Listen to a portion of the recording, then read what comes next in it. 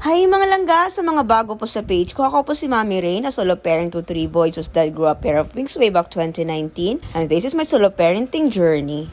And yes, we're back. So siguro mga 3 to 4 weeks na tong vlog na to. Ito yung time na kagagaling lang nila Isaiah at Kael sa trangkaso. Actually, medyo masama na yung pakiramdam ko that day. Pero akala ko, dahil sa sobrang init sa labas. Pero kailangan ko talaga magpunta ng mall that day kasi kailangan ni Aiki ng black shoes kinabukasan. Kakabigay lang kasi ng school uniforms nila, which is by the way free. And sabi nga, they have to start wearing school uniforms na. Kaso yun nga, wala siyang black shoes dahil yung black shoes niya from previous year, ayaw nang magkasya. And also, coming yung awarding ng Pintahusay and they are required to wear uniforms for the said awarding. So yun, he really need a black shoes that day. Kaya kahit masama yung pakiramdam ko, for the go pa rin. And then ayun nga, nagugutom daw sila kaya dumaan muna kami sa shawarma. Sayang.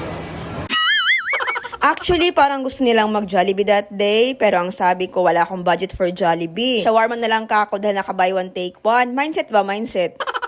Lisod jud kay mag-budget, labi nag wala kay budgeton. Hangak jud kay mainatay mga langga. Mao nang my huge respect goes to the people who had been like solo parent all their lives, either by choice or by circumstance. I do not know how you are doing it. Kanang 5 years, sumanggay ko nag-solo parent to, pero murag gihangak na jud gayo ko. But anyway, laban na jud ta ni mga langga. Sige lang taglaban ani, kanus amang finals ani. But even though we had been like financially tight, I had always been grateful kasi parang never ko naman silang narinig na nagreklamo. Parang they just enjoy what I can give and they never demand for more. Which is quite surprising actually because although hindi naman kami mayaman, but nung andito pa yung daddy nila, I can say that they live a comfortable life. Kasi syempre, iba pa din yung dalawa kayong nag-work for the family. I remember when they were still kids at nasa lasal pa sila pareho, we would choose to eat at Jollibee dahil wala kaming pera. Parang, sa Jollibee lang ta mga ka, wala tayo kwarta. Pero karon kay, ay di lang ta mag-Jollibee, wala tayo kwarta. But anyway, eto na yung Lovers Mirror Challenge namin na epic fail. Naka 3 takes kami dyan, tas ayaw na nilang ulitin kasi it's embarrassing daw. So, ayun, after that, nagpunta na kaming World Balance. This is the best option that we have when it comes to black shoes na mura na matibay pa. Actually, we tried buying other shoes, yung mga walang brand ba, kasi I thought makakamura ako sa mga yon. Pero parang di man lang inabot ng 3 months. Kaya ayun, at parang mas napagastos patuloy ako. Etong Easy Soft ng World Balance, goma kasi siya, kaya siguro mura lang. Pero yun nga, maganda naman siyang tingnan, saka matibay, madali pang linisin. Nagpapabili din pala ng bagong PE shoes si Kael. Pero sabi ko, next time na lang at wala pang budget. Saka may magagamit pa rin kasi siya. Pwede pa naman yun. Buy me shoes pero dili ukay. Ansa? Buy me shoes pero dili ukay. Kaluoy. Pili nira, pili. Anyway, binilhan ko din pala ng black shoes sa Isaiah kasi wala na din siyang black shoes. Yung gamit niya kasi which was last year pa nabili, last school year I mean, sira na din. So parang ilang months na din siyang pumapasok ng school na naka-rubber shoes kahit na naka-uniform. It's a good thing though na hindi ganun ka-strict yung school nila when it comes to dress code. Stray kids mana. Aja? Stray kids. Oh, stray kids.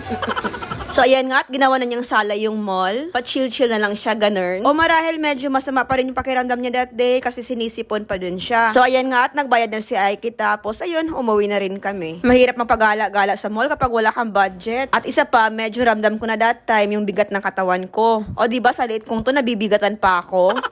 So, kwento ko lang pala. My weight has always been one of my insecurities. Kasi growing up, I have always been sobrang payat. I've always been payat all my life. Nung nasa college ako, parang 25 kilos lang ako. Kasi parang naalala ko, binibiro pa nga nila ako dati. Na yun nga, half sack lang daw ako ng rice. Tapos parang sabi dati, kapag nabuntis ka, tapos nanganak ka, tataba ka na. So, I had been looking forward to getting pregnant and gaining weight. Pero nakatatlo na ako mga besh, wale. It's a prank. Ano ang tamag-snack sa night market, ha? No promises. No, wala na tayo budget. No. So, ayan nga at medyo padilim na siya nang pauwi na kami. Double ride yung mall, kaya naisipan naming dumaan muna sa night market para bumili ng ulam. Isang. Ang kinilaw ni mauna sa bin. Ang 160, ma'am. Wala, chicken lang ka. Dua ka chicken na yun. 180. IK. Thank you. Salamat. Tara. Let's go.